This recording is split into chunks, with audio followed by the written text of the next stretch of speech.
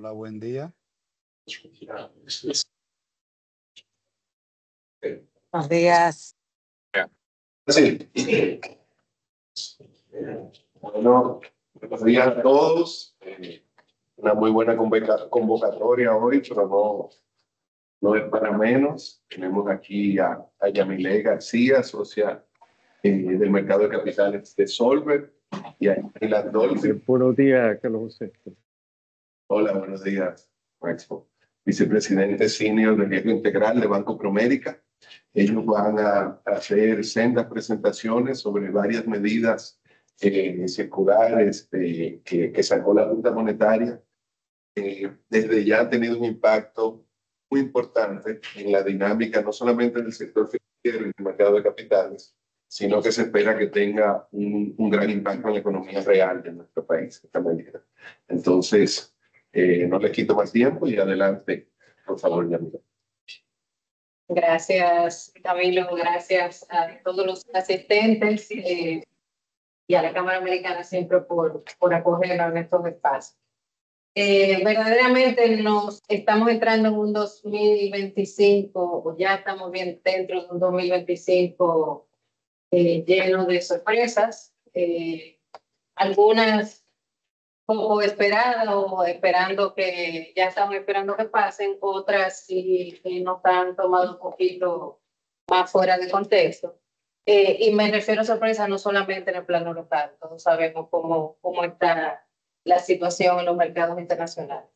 Y yo creo que es propicio a la luz, sobre todo de las medidas, como bien decía Carlos Julio, que ha tomado nuestras autoridades monetarias, evaluar, no para sobredimensionarlo, no para preocuparnos, sino para entender bien cuáles son las posibles implicaciones, tratar de aprender o de ver qué han hecho, cuál ha sido la experiencia en otros países, en otros momentos, en otros episodios donde podamos sacar lecciones aprendidas y ver hacia adelante entonces qué nos falta, qué nos toca jugar. Y con eso, con ese preámbulo, entonces vamos a empezar. Yo me voy a enfocar primeramente en el aspecto de la valoración de mercado. Todos sabemos que esto ha sido una ruta larga, sobre todo en el sector bancario. Tenemos hablando de eso desde el 2016, 17. Y bueno, muchas cosas han pasado desde entonces y yo creo que siempre es bueno empezar por qué es esa mark-to-market, cuáles son las implicaciones básicas de una contabilidad de valor razonable. Y luego nos vamos entrando un poco a la experiencia internacional y cuáles serían, para llegar entonces a algunas reflexiones para Dominicana. La valoración razonable del mark-to-market es una herramienta principalmente contable o un principio contable. Yo creo que mejor lo describo, una de las descripciones más sencillas está en NIF 9, también no solamente NIF, también aplica en el GAP de Estados Unidos, en las normas internacionales IAS, pero básicamente que consiste en que podamos reconocer en tiempo real o en tiempo continuo, reconocer el valor de los activos y de los pasivos. En nuestra discusión de hoy nos vamos a concentrar en los activos y nos vamos a concentrar en activos financieros. Pero es importante también reconocer o entender que el valor razonable, la contabilidad de valor razonable o el mark-to-market no es solamente una herramienta contable, sino que desde su concepción se ajusta o busca ajustarse al modelo de negocio, porque también es una herramienta de gestión. ¿Y a qué nos referimos con una herramienta de gestión? Bueno, yo tengo un activo financiero. Si yo compré ese activo para mantenerlo a vencimiento, yo solamente estoy operando flujos contractuales, pues yo no necesito. La norma me permite, la mejor práctica me permite reconocerlo a costo amortizado, que lo que tenemos como un automático, y mantenerlo ahí devengando hasta su extinción. Pero ¿para qué necesitamos y en qué momento necesitamos reconocer ese valor y exponerlo a ese valor de mercado diario? Bueno, cuando yo quiero entender cuál es el valor de ese activo en caso de que yo necesitara venderlo o si eso es parte de mi modelo de negocio. Si yo estoy comprando un bono para yo poder disponer de liquidez en algún momento, pues yo debo saber cuál es el precio, cuál es el valor de ese bono en el mercado, lo más frecuente posible.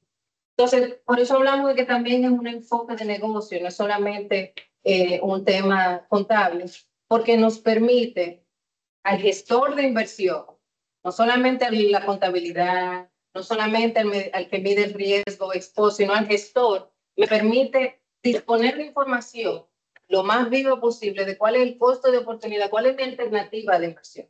Si tengo un bono hoy que me está cayendo de precio y me está cayendo de precio todos los días, si yo estoy anticipando un aumento en los rendimientos, eso va a deteriorar mi valor hoy. Entonces, ¿qué yo hago? ¿Qué posicionamiento yo debo tomar frente a eso? Y esto es muy importante, porque cuando hablamos de mark to market, y hay mucho debate que vamos a ver al respecto, a veces nos enfocamos solamente en el aspecto contable y en el dolor de cabeza que trae ese reconocimiento diario, tanto operativo como la volatilidad que imprime sobre el P&L. Pero hay una sustancia positiva de ese enfoque de negocio del mark to market. Ahora, ¿qué es razonable?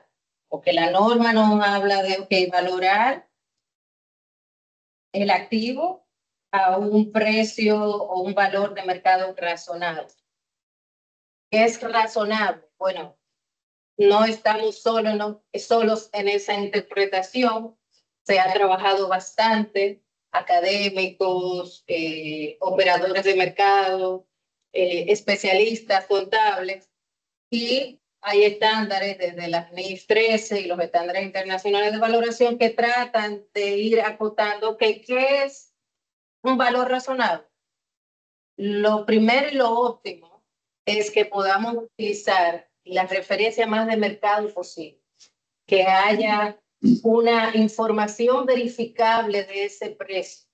Pero ¿cómo podemos saber que el precio es razonable, que esa información sea verificable? Número uno, tiene que tener data. Tiene que haber alguna fuente de información, preferiblemente externa.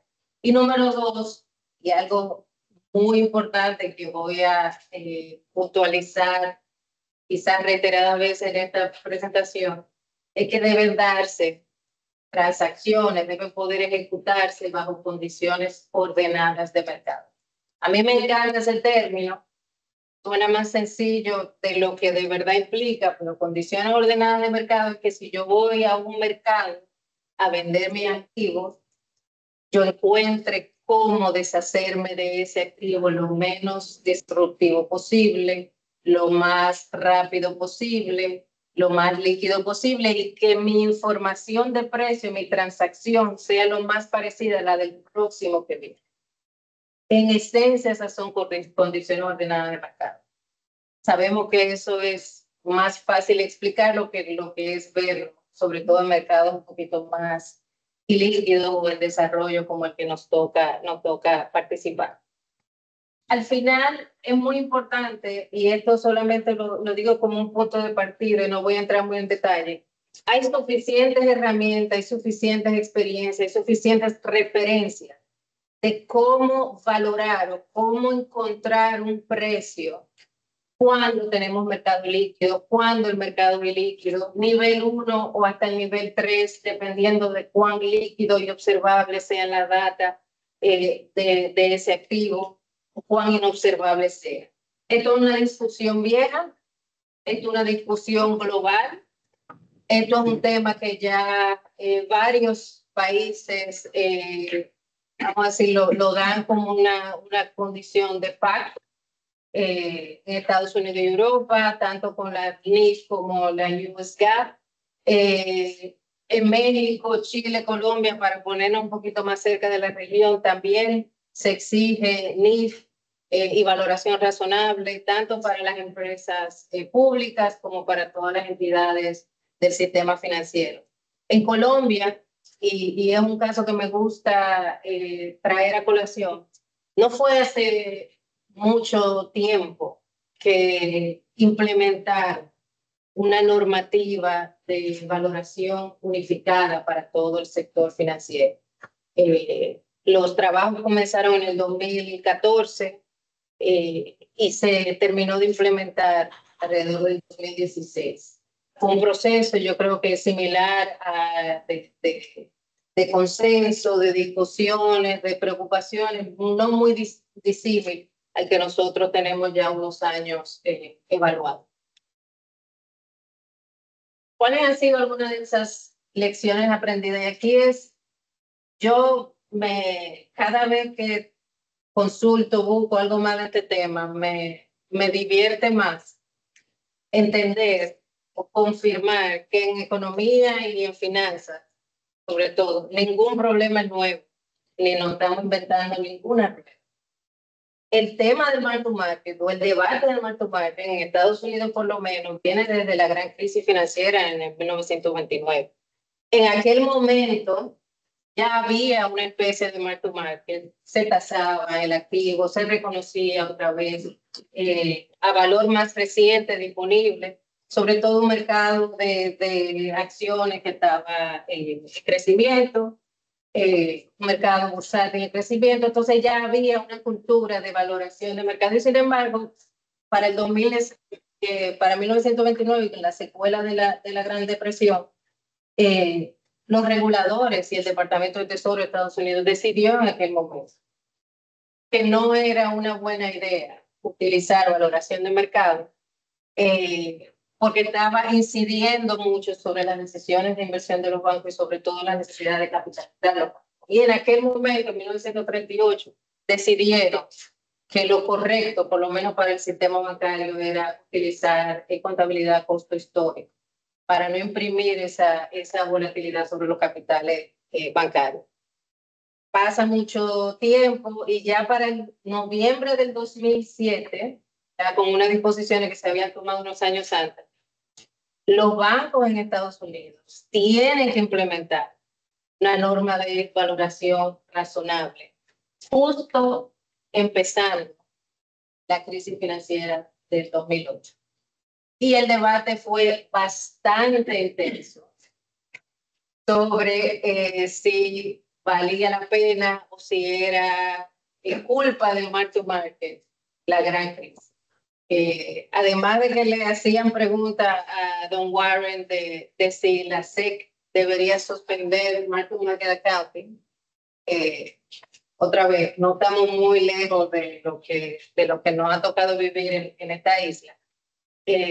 Recuerdo uno de los artículos diciendo, bueno, echarle la culpa al mark to market a esto es como tú quieres romper el termómetro o botarlo porque te está indicando que tú tienes fiebre. Ese tipo de discusiones se dieron, sin embargo, no dejó de ser importante. No se suspendió el mark to market en el 2008, pero sí se hicieron estudios y se hicieron recomendaciones bastante sólidas de cómo valorar a mercado, cuándo no hay mercado, cuándo el mercado se seca, cuándo no hay liquidez, cuándo no hay condiciones ordenadas. Yo creo que ese es el fruto importante de ese tipo de debate. No porque sea mejor práctica, signifique que hay que implementarla a ciegas. Hay que ponderar cuáles son las implicaciones y cómo se ajusta, cuánta flexibilidad tiene el modelo, pero cuáles son los tipos de casos excepcionales que se pudieran justificar una implementación distinta de la valoración a mercado. En el 2020 yo creo que los mercados financieros vieron una prueba de estrés profunda y el mark to market no fue una excepción. Algo muy importante es que si bien teníamos entidades como la OECD que publica y refresca unos principios de inversionistas prudenciales, y la OECD decía, bueno, no es que lo recomendamos, pero en ocasiones excepcionales como la que estamos viviendo en la crisis, valdría la pena considerar una suspensión del mark to market hasta que las condiciones vuelvan a readecuarse. Valiosísimo fue ver que no se dieron casos importantes de suspensión de la valoración del mercado. Lo que sí se probó es la flexibilidad que tiene la norma para la aplicación. aumentaron los portafolios por Tumac. Nosotros mismos me tocó y lo hicimos como una medida de gestión, y ahí iba con cómo sirve el mark to market para eso. Simplemente dijimos, bueno, esta porción del portafolio yo no la voy a necesitar para liquidez. Es la que más me pesa sobre el P&L, si la expongo, si la sigo exponiendo a la valoración, la pongo a automático, de manera disciplinada. La clasifiqué una vez, no la puedo tocar otra vez. La norma me lo permite, lo suficientemente flexible. ¿Qué más se vio? Mayor cantidad de activos pasando de nivel 1 de valoración a nivel 3. Si el mercado se seca, si no hay observaciones valiosas en el mercado, bueno, voy pasando a otros niveles para ir buscando otra forma de valorar. Yo creo que eso fue una muy buena experiencia, pero no todo es color de rosa. Yo creo que post pandemia sí quedaron dos lecciones sumamente importantes. Número uno, con la crisis de UK Gilt en el 2022, vimos como un evento completamente de mercado, una discusión un poco acalorada en torno a cómo se iba a rebalancear la deuda fiscal en Inglaterra, la resaca de inflación post pandemia que ya va poniendo un Banco de Inglaterra en una posición marcadamente restrictiva. Cómo eso dispara los rendimientos de manera brusca en el mercado más seguro de Inglaterra, que eran los bonos de tesoro que decimos los yields. Al dispararse los rendimientos, ¿qué pasa? Los fondos de pensiones, que son los tenedores por excelencia de estos títulos de largo plazo, los hedge funds, que hacen estrategia de basis, que hacen estrategias donde se van largo en la posición del tesoro, y short sale, se van corto en futuros de corto plazo. Todo eso, en momentos que se disparan los rendimientos, provoca necesidades de liquidaciones bruscas, necesidades de buscar efectivo. No estamos hablando de un deterioro en la calidad de los activos, estamos hablando de un evento de mercado que, por ser el mercado que es, en este caso la curva soberana inglesa, y por ser los jugadores institucionales que eran, en este caso los fondos de pensiones, hedge funds, bancos importantes, bueno, pues entonces se desencadenó en una espiral sistémica. Todo el mundo valora, en la medida que iba valorando, todo el mundo, aunque no tuviera este tipo de posiciones, cuando hay una tendencia bajista, en un entorno de valoración, todos vamos a valorar hacia abajo y todos vamos a rebalancear posiciones. Entonces, una lección sumamente importante, sí, hay un tema de riesgo sistémico, de impacto sistémico, que hay que vigilar, y hay que entender cómo, con las condiciones propias de cada mercado, se pueden subsanar o se pueden diseñar mecanismos de backdrop o de contención. Esa fue una de las primeras de las lecciones importantes recientes, impacto sistémico. El otro es un poquito más idiosincrático, un poquito más personal, y es un llamado a la atención, a la prudencia y a ser proactivo en la gestión del riesgo de mercado por parte de los bancos. Los bancos, y en este caso el caso de Silicon Valley Bank, un banco regional que se entendía que estaba haciendo bien su papel de intermediación y de canalizar recursos hacia emprendedores. Bueno, se dejó dormir en sus laureles, entre otras cosas, como la concentración de depositantes que tenían. Claramente, y lo vemos aquí en esta gráfica, gran parte de su posición de tesorería, primero, eran en activos de alta calidad crediticia. Estamos hablando de bonos del tesoro, de mortgage-backed securities y activos respaldados colateralizados por activos, bonos colateralizados por activos de alta calidad crediticia. Aquí no es un problema de deterioro de la calidad del activo. Pero como tenían tanto flujo, como tenían tanta caja, esa caja, como estábamos en medio de todavía de históricos de tasa de interés baja post pandemia, alguien o el equipo decidió que, bueno, déjame coger carry. Y para yo coger carry y montarme en la tasa de interés más atractiva que puedo, voy a coger riesgo de duración. Pero sin pensar o sin internalizar lo que significa ese riesgo. Más importante aún, la mayor parte de no solamente la mayor parte del portafolio de bonos era de larga duración, sino que esos precisamente estaban a costo histórico, a costo amortizado, hold to maturity. Yo no puedo argumentar que si fue con una intención dolosa, pero sí se entiende que claramente si yo tengo más riesgo de duración, voy a estar más expuesto a mucha más volatilidad ahí. Entonces yo mejor lo pongo a costo amortizado y me olvido de la fluctuación diaria, mensual. ¿Qué pasa? Que ya cuando vienen el filing que tienen que hacer, no ni siquiera de cierre de año, ya el del SEC, que tienen que indicar en las notas específicas cómo está el portafolio. Cuando los inversionistas vieron que hay un portafolio hold to maturity, pero que a valor razonable representaban unas pérdidas significativas, bueno, pues eso desató una salida, una corrida de depositantes, de inversionistas primero y de depositantes. Ese aumento de más de 5 veces el tamaño de su portafolio en bonos de largo plazo se dio del 2019 hasta el 2021. Ese aumento en ese portafolio, en ese riesgo de duración, se dio sin ningún contrapeso en la cobertura. Al contrario, tenían coberturas y como las coberturas se estaban valorando a buen precio, vendieron las coberturas para generar efectivo y generar ganancias en el portafolio.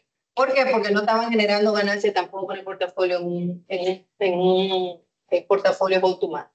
Entonces, hay un llamado, hay una conciencia, una apelación a la conciencia también del gestor, que valorar a mercado da un poco de disciplina sobre cómo yo internalizo mi decisión de inversión. En el 2021, que tú cargaras y te fuera más largo todavía en bonos 10 años, si tú lo hubieras tenido que valorar al mercado, posiblemente no lo aumenta a esa velocidad.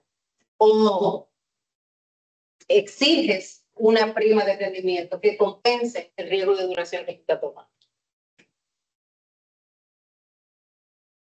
Hay beneficios de transparencia, hay beneficios de que limita el riesgo moral. ¿El riesgo moral de qué? De que si yo no marco a valor de mercado y lo tengo a costo histórico, a costo amortizado, yo voy a tener incentivo a vender primero lo que me genere más ganancia, lo que yo pueda realizar a ganancia. ¿Y qué yo voy a dejar en mi portafolio? Lo que me vale menos. Y lo voy a tener ahí escondido, arrastrando, o voy a tenerlo arrastrando pérdidas que me pueden pesar más adelante. Y claro está, el tema de que, y esto es un punto que reitero, desde el gestor de inversión, el que está sentado en la mesa tomando decisiones, el que está sentado en la tesorería tomando decisiones de si me voy largo, si me voy corto, de a qué niveles entro a una subasta primaria. El que tiene que ver diariamente cuál es el impacto de esa decisión sobre su PNL, tiene un chip, una disciplina de optimización de cómo yo ajusto, cómo yo optimizo ese retorno ajustado a riesgo. Los riesgos, porque no viene gratis, hay mucho más volatilidad en el balance y en el PNL. Cuando no hay liquidez en el mercado, entonces tú te ves fácilmente en una necesidad de seguir liquidando forzosamente o de tener salidas bruscas o entrar en una espiral sistémica o procíclica. El mark to market que no viene gratis tiene sus defectos importantes y también tiene un sesgo o puede generar un sesgo hacia inversionistas que tienen una vocación o un mandato de inversión de más largo plazo. El hecho de que tengan que estar valorando diariamente pudiera generar sesgos a que yo me quede en una visión o una reacción muy cortoplacista del mercado. No es una decisión fácil, pero yo creo que es importante sopesar. Ya aterrizando a nuestro mercado, como dijimos, tenemos más de casi 10 años discutiendo el mark to market, sobre todo para el sector bancario.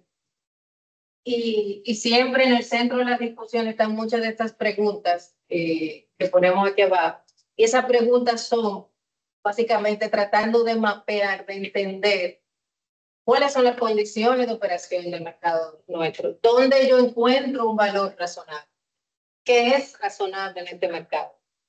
Esas preguntas vienen desde la incepción, desde los emisores, cuáles son los emisores, cuál es la referencia que yo tengo de la curva libre de riesgo, que por ahí empieza todo, sobre todo cuando hablamos de activos financieros, particularmente el mercado de bonos. ¿Quién mantiene esa referencia? ¿Cómo se comporta esa curva? Etcétera. Pero después tenemos preguntas como cómo se forman los precios en el mercado nuestro, cuáles son los insumos observables que tenemos. Esos insumos observables no son estáticos, han ido evolucionando en el tiempo, algunos mejores que otros, pero son válidas son válidas las preguntas. Luego los temas de liquidez, de profundidad de nuestro mercado son una preocupación tangible. ¿Qué tan fácil es deshacer una posición, un ticket de $100 millones, equivalente a $100 millones de bonos en el mercado local? ¿Cómo yo liquido una posición como esa sin que marginalmente me impacte el precio? Y lo más importante, estamos hablando del mercado en donde tenemos la EIF, los fondos de pensiones, las AFI, los puestos de bolsa, las aseguradoras. Pero en esencia tenemos dos jugadores que son quienes captan y quienes demandan la mayor parte de los activos del mercado, que son las EIF y los fondos de pensión. Entonces, ellos tienen un impacto considerable en el precio. Y lo más importante, cuán profundo es este mercado, como para que cuando las AFP tengan necesidad de liquidar, no tengan apetito por algún tipo de activo de bono específico, también haya una contraparte que le compense. Hay contrapartes aquí, hay heterogeneidad en los participantes. Todo eso se traduce y podemos durar varias horas tratando de analizar y de componer algunas de las características de microestructura del mercado nuestro. Algunas no son tan disímiles. La mayoría de las transacciones son OTC. Eso es típico en mercado de renta fija, mercado de tesoro de los Estados Unidos. Más del 90% de las operaciones son OTC. Ahora, esas operaciones OTC tienen trazabilidad, hay diferentes fuentes de información en donde podemos consultar cuáles fueron las cotizaciones, cuáles fueron los precios de cierre, y sobre todo hay suficiente heterogeneidad de participantes, diversidad de participantes, en donde tenemos market makers que están simultáneamente poniendo posiciones de compra y venta. Ese quizás es uno de los temas que nosotros tenemos en tarea. La rotación de mercado, que va muy de la mano con la liquidez, con la capacidad de yo encontrar un comprador cuando yo quiera vender, es moderada, por no decir baja. Sobre todo en el mercado local, si comparamos un 12%, un 25% de las operaciones de mercado secundario sobre el total de los valores de custodia, cuando comparamos eso con otros mercados más avanzados que nosotros, pero mercados emergentes también, donde la rotación de mercado anda entre un 40 y un 50% del total de valores en custodia. Todavía hay espacio para que tengamos un mercado más dinámico. La pregunta es, ¿por qué no es tan dinámico? Luego, lo sabemos, dentro de todo ese mundo de falta de liquidez, los bonos soberanos nuestros son los más líquidos. El que compra un bono corporativo suele ser un buy and holder, son rendimientos atractivos, no hay mucha diversidad de activos en el mercado local. Entonces yo me quedo con, espero quedarme con un spread adicional de crédito y lo mantengo en mi portafolio. Pero eso va en detrimento también de cómo yo marco precio. Una vez ya yo tengo ese activo en mi portafolio. Y por último, no menos importante, ese costo de ejecución. ¿Cuánto me cuesta? Si por alguna razón, yo que soy banco, compro activos, compro bonos para optimizar mi tesorería, pero tengo que disponer de ellos para hacer ajustes a mis necesidades de liquidez. Óyeme, ¿cuánto me cuesta yo salir a liquidar esa posición? Y a veces los vidas spread nuestro puede superar los 100 puntos básicos de manera no tan sorprendente, puede ocurrir varias veces. Lo más impactante es ver que el mismo activo del mismo emisor o de la misma calidad de emisor, dígase, un bono soberano dominicano, solo por transar en un mercado más líquido, más profundo, con más diversidad de participantes, como es el mercado bajo la 144A, estamos pagando hasta 6 y 14 veces más por liquidar un papel que en esencia debería ser lo mismo. Lo único que cambia es el mercado de transacción. Y yo creo que esas son de las cosas las que nos llaman a reflexión, sobre todo cuando hablamos de valoración de mercado y cuando sabemos que el principio parte de tener condiciones ordenadas de transacción. No solamente eso, todo ese tema de liquidez y falta de profundidad, pues claro, no contribuye a que tengamos una mayor volatilidad en los rendimientos, una volatilidad que se ha incrementado, una variabilidad que se ha incrementado significativamente post pandemia. Parte de eso puede ser la defensa y los tratamientos transitorios que hemos visto, pero también el mundo está cambiando, el contexto de volatilidad es distinto. Y finalmente, no quiero entrar mucho sobre esto porque es un tema caliente, pero sumamente importante cuando hablamos de marco market en República Dominicana, es que encima de todo eso, nuestros operadores de mercado tienen que sortear la divergencia que existe entre valoraciones, preferencia de precio, sondeo del mercado fuera, sondeo del mercado aquí. Nosotros hemos visto diferencias de hasta 20% más entre un vector y otro para el mismo activo soberano, mismo tenor.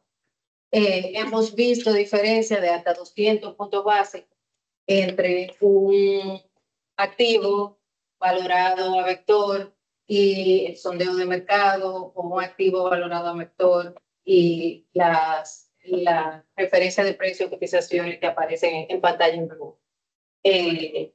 Para que tengan una idea, mejores prácticas internacionales hablan de que una dispersión tolerable entre una referencia de precio y otro debe rondar entre un 2 y máximo un 5%.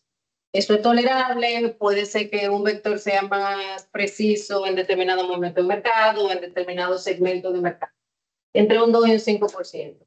Tener dispersiones de un 20% o no un 10%, no son temas menores cuando hablamos de saber qué yo tengo en mi balance, qué yo tengo en mi cliente. A todo esto, sí, a todo esto se añade que estamos en un contexto de mercados internacionales que tampoco facilita las cosas. ¿Dónde estamos hoy en RD? Desde el 2022 se implementaron las medidas transitorias, todas las superintendencias con la coordinación y el apoyo de la Autoridad Monetaria Banco Central. Desde entonces han habido subsiguientes rollover de esas transiciones. Ya en el caso de valores, ya entraron en vigencia en valoración de mercado a partir del 1 de enero de este año, del 2025.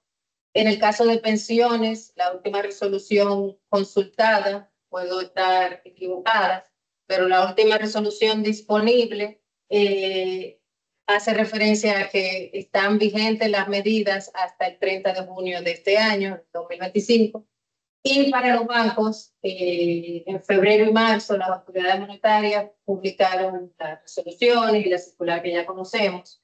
Y ya hablando de una entrada en vigencia definitiva a partir del 1 de enero de 2020. ¿Qué impacto nos podría traer esto? Como he mencionado anteriormente, tenemos que ver cuál va a ser el impacto, sobre todo en los dos portafolios institucionales más importantes que tenemos en el mercado, que son AFP y Banco. ¿Cuál va a ser el impacto sobre esa volatilidad en el P&L? Entendiendo que estos son portafolios que tienen una gran incidencia sobre el mercado. En el caso de los fondos de pensiones, son los portafolios de mayor duración que tenemos, en torno a los 7 años de duración. Los de bancos son un poco más cortos, pero tienen mucha visibilidad, hay implicaciones reputacionales y hay implicaciones sistémicas de esta variabilidad en el P&L. En el caso particular de los bancos, y ya para cerrar, me gustaría acotar que si bien el portafolio de inversión de los bancos sobre el total de los activos está en niveles moderados, no es un nivel más alto, en torno a un 20%, 21% de los activos. Si hiciéramos el ejercicio de cuánto impactaría esa variabilidad del P&L sobre el patrimonio neto, estamos hablando de solamente imprimir bastante volatilidad sobre ese reconocimiento, sino que estamos hablando de episodios extremos, pero posibles, en donde les pudiera costar a las entidades hasta un 6% de su patrimonio neto. Cuando comparamos eso con lo que le cuesta los gastos de provisiones, que son principalmente provisiones por crédito, que es en torno a entre un 4 y un 8%, pero si ven, ha sido una senda suave de aumento en la medida que van aumentando los riesgos de crédito, que se compara un 8% del patrimonio neto. Yo creo que llama la atención hasta qué nivel estamos dispuestos a exponer el patrimonio de la banca por una proporción de sus activos que no es la principal, y sobre todo cuando se tratan de activos de alta calidad crediticia, que es el silver lining para cerrar. Muchas ideas, elementos críticos a considerar cuando vayamos a ver este caso y cuáles van a ser las implicaciones de aquí a que en enero entremos en vigencia definitiva. El tema de la flexibilidad, cuán flexible es el estándar, cómo se puede ajustar a determinados episodios. La liquidez de mercado, cómo vamos a lidiar con eso, cómo le vamos a buscar la vuelta. La formación de precios, cómo vamos a fomentar una mayor transparencia en la formación de precios, pero también cómo vamos a robustecer las referencias de precios que existen. ¿Cuáles son las implicaciones sistémicas sumamente importantes, sobre todo para el caso del banco y AFP? Y el trade final de volatilidad versus tener esa exposición a mayor volatilidad versus esta oportunidad de la información que necesitamos los inversionistas y los gestores. Termino aquí solamente con esta reflexión en medio del debate de la gran crisis financiera. Saber la verdad es mejor. Hay poco argumento para argumentar que tener la realidad del balance es mejor que esconderla. Yo creo que la única invitación y reflexión es sí y solo sí podemos propiciar condiciones para que el mercado sea lo más razonable y accurate posible. Muchas gracias, Miguel. Señores, esto es un programa en vivo, ¿verdad? Entonces, ha habido un tema de tiempo, un poquito más de tiempo del que teníamos pensado. Entonces, quería preguntar si tal vez le tomamos las preguntas y los temas de la economía real, pensando que, bueno, otras regulaciones importantes, principalmente con temas de los dólares, tanto los financiamientos en dólares como las posiciones de los dólares, cuánto compran y venden los bancos. Si creemos, no sé tú, si quieres opinar sobre eso, que lo hacemos en aplicación, para que viene, o sea, ¿qué se hace en este caso? ¿Qué opina Conade? ¿Qué tema te gustaría ya para la... Yo puedo tratar de hacerlo rápido, conciso, dejando los principales aspectos sobre la mesa. Sí, ¿Cuál es porque tenemos un buen público, entonces lo que podemos hacer es tomar tal vez 10, 15 minutos. 15 minutos adicionales para y menos preguntas? Ok, Bueno, creo que Yamile me dejó la pista caliente. Y bueno, no, lo que vamos a hablar no son temas menores y son quizás las últimas regulaciones o circulares que emitió el Banco Central recientemente a finales del mes de marzo. Vamos a tratar de sacar el mejor provecho al tiempo que tenemos disponible y hacerlo de manera resumida. En el mes de marzo, en la última sesión de la Junta Monetaria, la sesión del día 24, se aprobaron un conjunto de medidas orientadas principalmente al fortalecimiento prudencial de los intermediarios financieros, tanto entidades de intermediación financiera como cambiarias. Estas disposiciones responden, yo creo que algo que comentaba ya al inicio, de cómo ha estado el mercado local y la incertidumbre en los mercados internacionales, que bueno, quisiéramos algunos tener idea de cierto.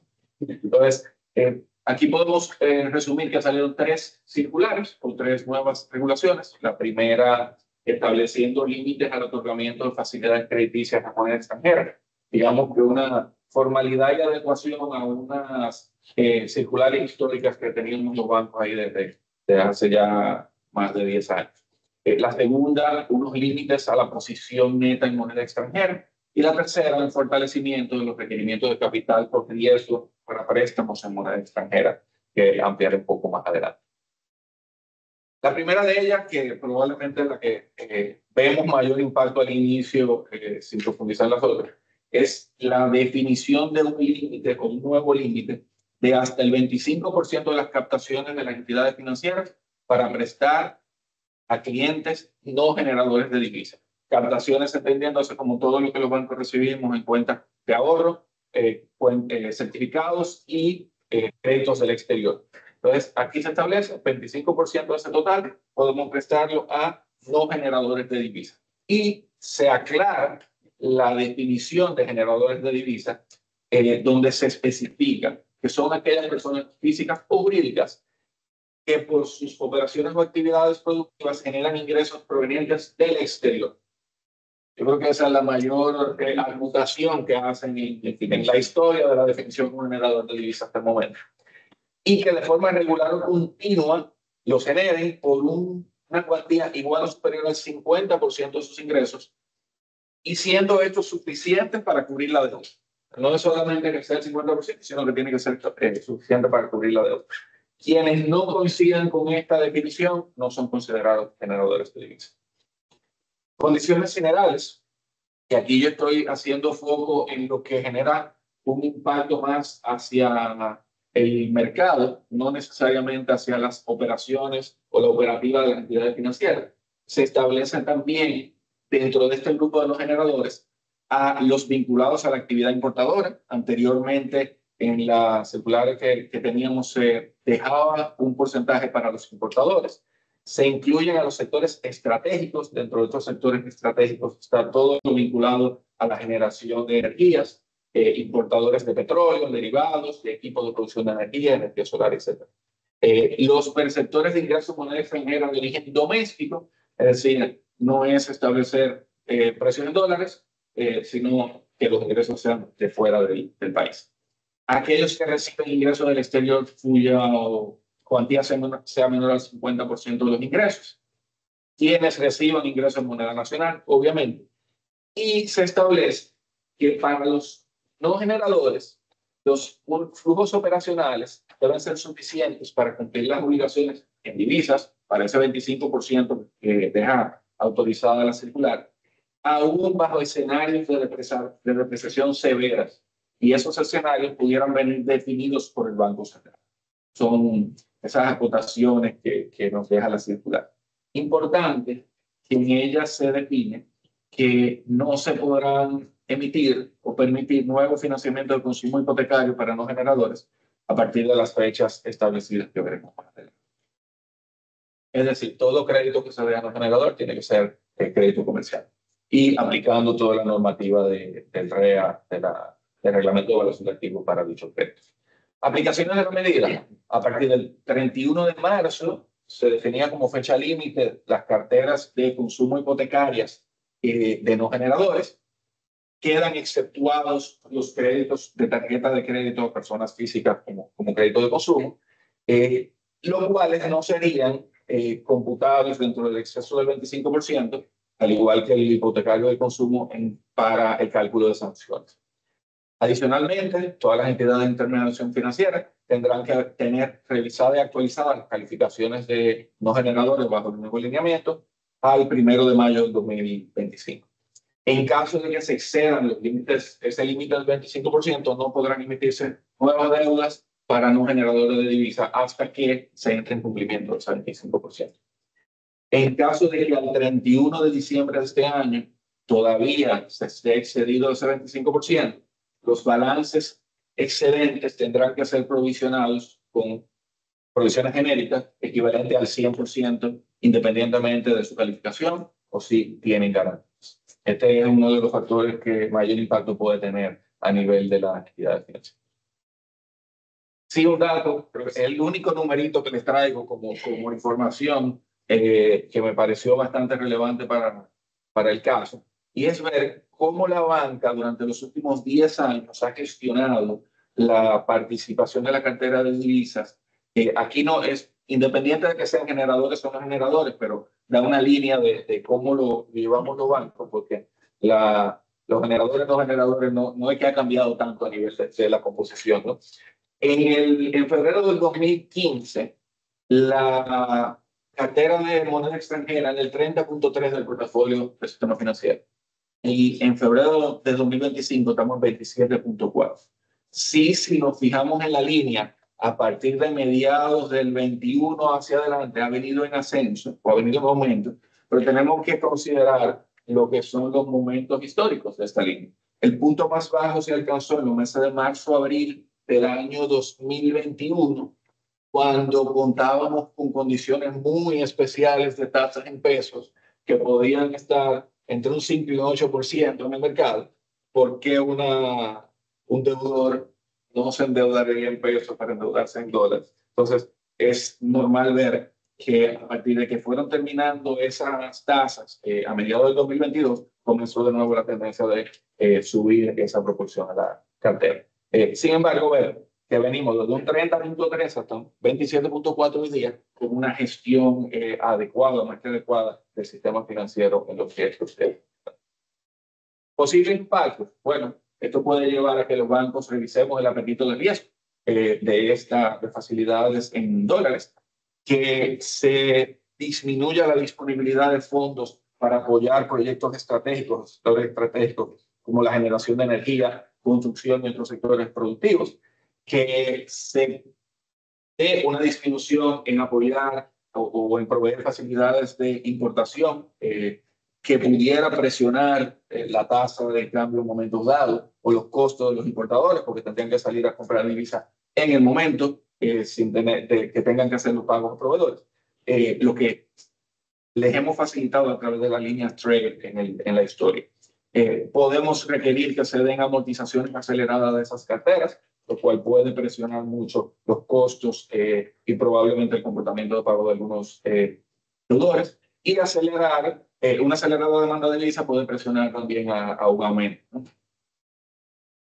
En cuanto a la segunda resolución, es la de establecer límites en la posición neta en moneda extranjera. Básicamente lo que establece es que intermediarios financieros y cambiarios solo puedan mantener posiciones netas largas o cortas en moneda extranjera hasta el 25% del capital pagado y las reservas, condicionando además o modificando el que los cambios diarios o los aumentos diarios durante 5 días hábiles consecutivos no puedan ser superiores a ese 25% o 5 millones veamos el menor. Esto viene de unos condiciones o de unos límites establecidos anteriores de 50 y 40% en largas y cortas, que eran los anteriores, pero con un límite de hasta 10 millones de dólares. Entonces, aquí lo que estamos viendo, quizá el de mayor impacto es esa disminución de 10 a 5 millones de dólares. ¿Cuándo es la aplicación? Bueno, desde el 1 de abril, las entidades tuvimos que asumir que los cambios diarios no puedan ser mayores a los 5 millones de dólares, puede ser 25%, en promedio de 5 hábiles. Y a partir del 1 de agosto, las posiciones completas, netas y largas, no pueden exceder el 25% del capital y reservas. El Banco Central pudiera dejar esa acotación, que pudiera autorizar desvíos sobre estos límites, siempre que sean el resultado de operaciones de naturaleza cambiaria que sean realizadas por el Banco Central. Yo creo que dejan esa ventanita de esas operaciones que todos conocen.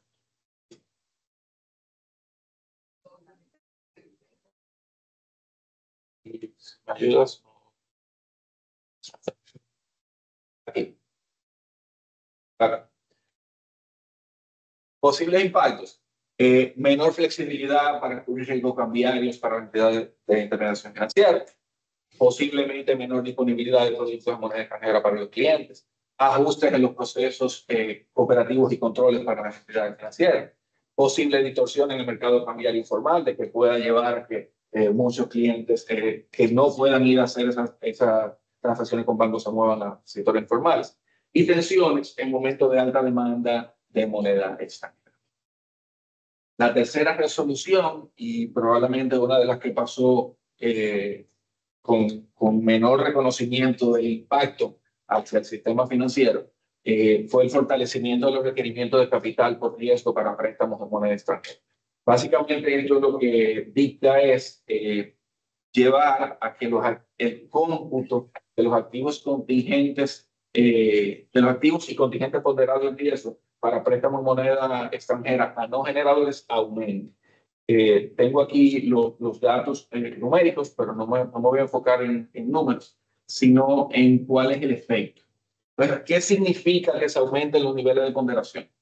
Las ponderaciones de riesgo sobre porcentajes, las ponderaciones de riesgo son porcentajes que se aplican a los activos para calcular cuánto capital tiene que poner una entidad para respaldar estas operaciones. Entonces, los activos ponderados por riesgo es la base para calcular el rendimiento de capital de solvencia o el índice de solvencia que todos conocemos. Entonces, al ajustar este indicador o esta ponderación en estos créditos, lo que se está determinando es que las entidades tienen que contar con más capital para respaldarlo, afectando los indicadores de solvencia y, por ende, la rentabilidad de estos créditos. Entonces, posibles efectos de esto: aumento en el capital requerido, que para las entidades financieras pudiera reducir el apetito de riesgo y de negocios al otorgar estos préstamos, porque me resultan más costosos. Puede disminuir el crecimiento de estos portafolios y presiona los indicadores de solvencia del sistema financiero. En ejercicios o conversaciones que hemos tenido, se estima que esto pudiera dar como impacto entre 75 y 100 puntos básicos de la solvencia del sistema financiero, que no es un dato menor. Retos que representan estas regulaciones en general para el mercado, tanto para la banca múltiple como los sectores productivos. Desafíos tanto en la implementación como en el cumplimiento de ellas. Esto nos lleva a revisar las políticas, procedimientos, incluidos los sistemas y las aplicaciones que tenemos internamente los bancos. Nos llevaría seguramente a una revisión del apetito de riesgo y de negocio de las entidades. Puede requerir, o seguramente va a requerir, un reajuste en la dinámica comercial y financiera de los sectores mayormente afectados. Esto lleva a los importadores y tanto de los sectores productivos y el sector de generación eléctrica. Impactos en los costos, disponibilidad de divisas, pagos oportunos de los distribuidores, así como la administración de los desafíos para la implementación. Ya lo comenté: adecuación de políticas, procedimientos, sistemas, controles. Proceso y periodo de reconversión de moneda a moneda local, de esos excedentes que se presenten en el sistema financiero, con posibles impactos en costos y capacidad de pago. el desmonte de esas operaciones en tan corto periodo, digamos que mayo y diciembre parecería ser largo, pero desmontar posiciones de divisa de deuda en dólares no es tan sencillo, tanto para el sistema financiero como para los mismos clientes. Y la disminución de apetito de sectores no generadores con posibles efectos en captación y colocación de divisas en general. O sea, son aspectos a tomar en consideración. Si lo vemos como retos, viendo los retos que nos presentan en estas regulaciones, hay consideraciones que se han puesto sobre la mesa y se han establecido los contactos tanto con Banco Central como bueno, directamente con Banco Central. Sobre la primera resolución, se propone considerar que solo lo veamos como la cartera comercial para el cómputo del 25%, ya que de hecho se da que los créditos de consumo hipotecario a los generadores tienen que entrar a disminuir. O sea, como ya no vamos a crecer en eso, veamos solamente esta cartera. Evaluar el excluir de ese 25% esos sectores como electricidad o los sectores comerciales de importadores que mantengan operaciones menor de un año, que permiten ese proceso de líneas trade, y otros sectores estratégicos que pudieran ser elegidos por el mismo regulador, pero que sean de mucho interés a nivel de los sectores productivos nacionales. Sobre la segunda resolución, mantener los niveles actuales de hasta 50% y las transacciones diarias o los movimientos diarios de hasta 10 millones de dólares. Y sobre la tercera resolución, de los aspectos a considerar, puede ser mantener la ponderación actual para los sectores que se han excluido del cómputo del 25%, sobre la base de la propuesta de la primera resolución, así como mantener los niveles actuales para el crédito hipotecario de consumo, que ya por la circular vienen en desmonte. O sea, que ¿por qué afectar cuando ya estamos disminuyendo ese grupo, ¿no? Ese grupo. Para concluir, ya y tratar de acotar en los minutos que dijimos, yo creo que las nuevas regulaciones nos presentan retos significativos tanto a la banca como a los sectores productivos. La implementación y el cumplimiento de estas normas puede requerir ajustes importantes o nos va a requerir ajustes importantes en política de procedimientos administrativos. Esto puede derivar en una reducción de financiamiento a los sectores estratégicos y esto tendrá sus efectos probablemente para muchas otras tertulias que hagamos acá en Ancha. La necesidad de reconversión de la moneda local, ese es un tema que los bancos y los clientes tenemos que atender de forma muy puntual y buscar formas de que funcione.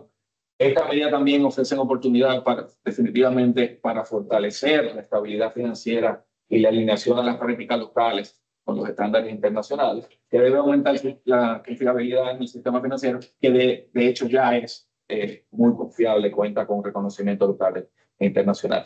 Ver que la reducción de exposición al riesgo cambiario también es favorable, fortalece los requerimientos de estabilidad de las entidades financieras y requeriría más capital, lo cual nos da esa seguridad de la entidad financiera, pero afectaría a la rentabilidad de la misma. Pensando en todo eso y partiendo de algo que decía ahorita del mark to market, estamos hablando del 2016 y lo vamos a aplicar a partir del 2025. Yo creo que esto nos deja algunas reflexiones que yo lo resumo en 3 preguntas. Y es, ¿qué debemos aplicar? ¿Cómo debemos aplicarlo? ¿Y cuándo debemos hacerlo? Lo dejo en preguntas y no en respuestas. Y con esto, concluyendo, para si nos da tiempo alguna. Usted me dice que venga. Escríbamelo. Ya, con el Banco Central. Pero las conversaciones las tenemos. Antes de pasar a las preguntas, y los oyentes que en el chat hay una encuesta y nos vale mucho saber su opinión de este excelente serie de presentaciones. La magistral, la verdad. Muchísimas gracias a ambos. Aquí no sé si tienen preguntas. Hola, Carlos Julio. Perdón que no estoy allá. Tenía toda la intención, pero se presentó algo que no puedo evitar. Pero tenía felicidades, muy buena presentación ambas. Yo tenía 2 preguntas. si Yamile nos puede reconfirmar las reglas de mark to market que tienen los otros participantes en el mercado, le hace puesto de bolsa, AFP, etcétera. Y si la intención con esto es uniformizar todas las reglas versus lo que tenemos hoy, que cada sector tiene una regla diferente. Y la segunda pregunta, con el tema de los dólares y el balance de los bancos, si ustedes anticipan, escuché que era 27% de la cartera total que estaba en dólares. Si ustedes tienen una idea de a qué nivel va a llegar en los próximos 12, 18 meses con la implementación de esta medida. Gracias de nuevo. Gracias, don Maxi. Haciendo un overview rápido, lo cierto es que todavía nos encontramos en un panorama de educación precario, pero también bastante disperso.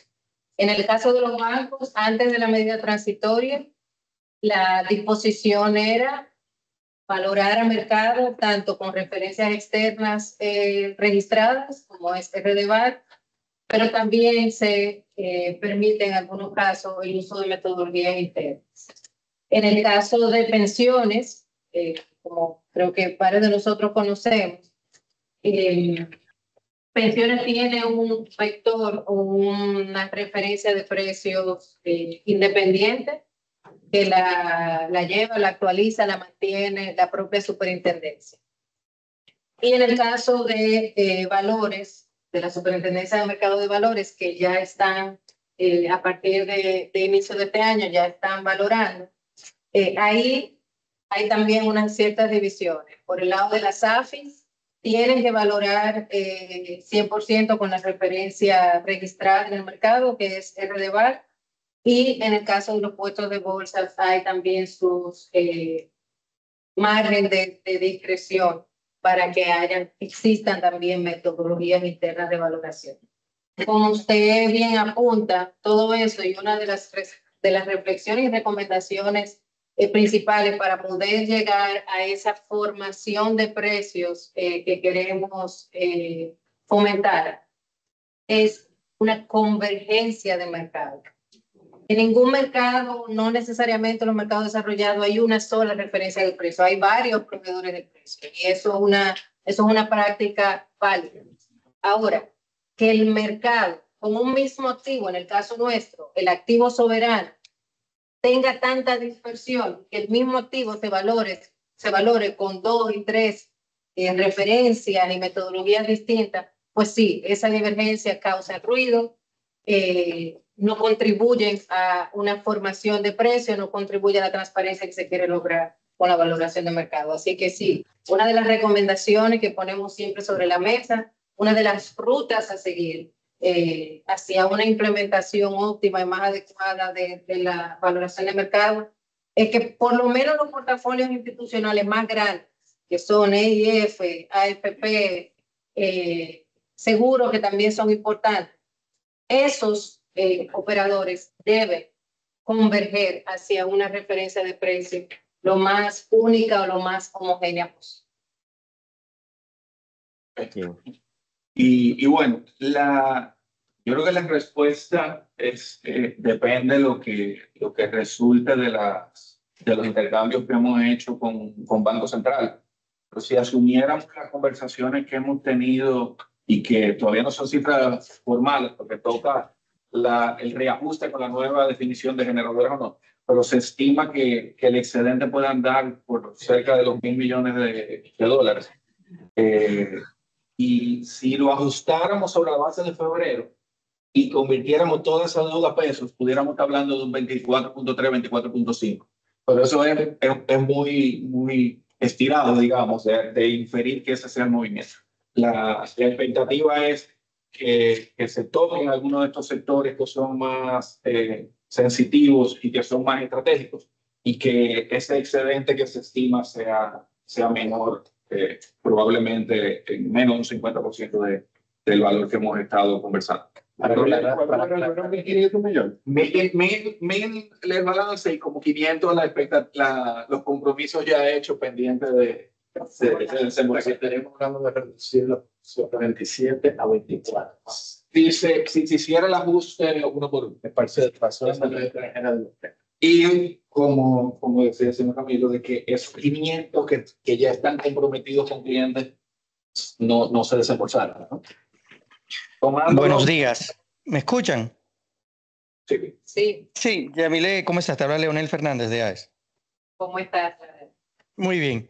Sí, disculpa que era que estaba probando el micrófono, pero quería aprovechar una preguntita de que esa circular se refiere a los bancos, pero ¿cómo entienden que esa circular puede afectar la emisión de bonos en Dominicana, en donde la mayoría de los bonos que se emiten en el mercado son en moneda extranjera? Y uno de los grandes emisores que hay en República Dominicana es el sector eléctrico, que según la definición entraría como un no generador de divisa. Ciertamente, yo creo que en una de las gráficas que le mostré, yo creo que el principal reto ahí es que si entramos a valoración de mercado y tendríamos que valoración de mercado, no solamente me contempla mi riesgo de tasa de interés, también yo tengo implicaciones de riesgo de crédito y de riesgo de liquidez. Si yo tengo que imprimirle el costo diario que me cuesta yo comprar una deuda hoy de un emisor no soberano, voy a tener un spread de crédito, pero que después no lo voy a mover más nunca, porque como le mostré, son los activos menos líquidos del mercado de bonos que tenemos, pues eso se debería traducir a que me va a encarecer mi punto de entrada original en mis emisiones primarias de bonos de crédito, bonos de empresa privada. Esas son de las cosas que tenemos que considerar. El mark to market, repito, es el termómetro. Nos dice qué está pasando en el mercado, pero lo que nos está reflejando es unas condiciones de mercado mucho menos profundas, donde el tema, por ejemplo, de la falta de liquidez y la falta de profundidad en nuestro mercado de bonos privados, de bonos no soberanos, es un tema que hay que atender. ¿Cómo lo atendemos? ¿Cómo le damos profundidad a ese mercado? ¿Cómo integramos nuevos participantes? ¿Cómo permitimos que bajo el mercado local yo pueda tener en las emisiones primarias, yo pueda tener mayor participación de otro tipo de inversionistas internacionales con bolsillos más profundos, con perfiles de riesgo completamente diferentes a los perfiles de riesgo de los portafolios que ya estamos aquí dentro y que no nos podemos mover mucho? Hay un tema de profundidad de mercado y hay un tema de liquidez de mercado que hay que trabajar conjuntamente o hasta preventivamente cuando estamos hablando de mark to market. Definitivamente la respuesta corta, mi expectativa es que eso impacte las primas de crédito, impacte las primas de liquidez y por ende eso se deba traducir a que cuando un banco vaya a participar en una emisión primaria de un bono de AES, pues le va a tener que imprimir ese costo adicional de tener ahora esa volatilidad o ese riesgo en su cartera, en su portafolio.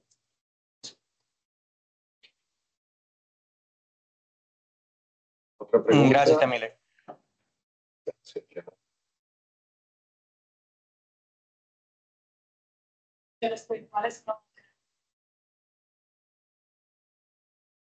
Muchísimas gracias. Recuerden que respondan a todos. Queremos el feedback de todo el mundo para asegurar que estamos apoyando y que estamos dándole a nuestros miembros lo que necesitan y lo que requieren. Así que, por favor, te lo contesto. Nuestra presidenta hablando de que, por favor. No, es una manera de poder apoyarlos a poder darle un mejor servicio. Exactamente. Muchísimas gracias. Muy buena convocatoria. Sí. Gracias. Excelente.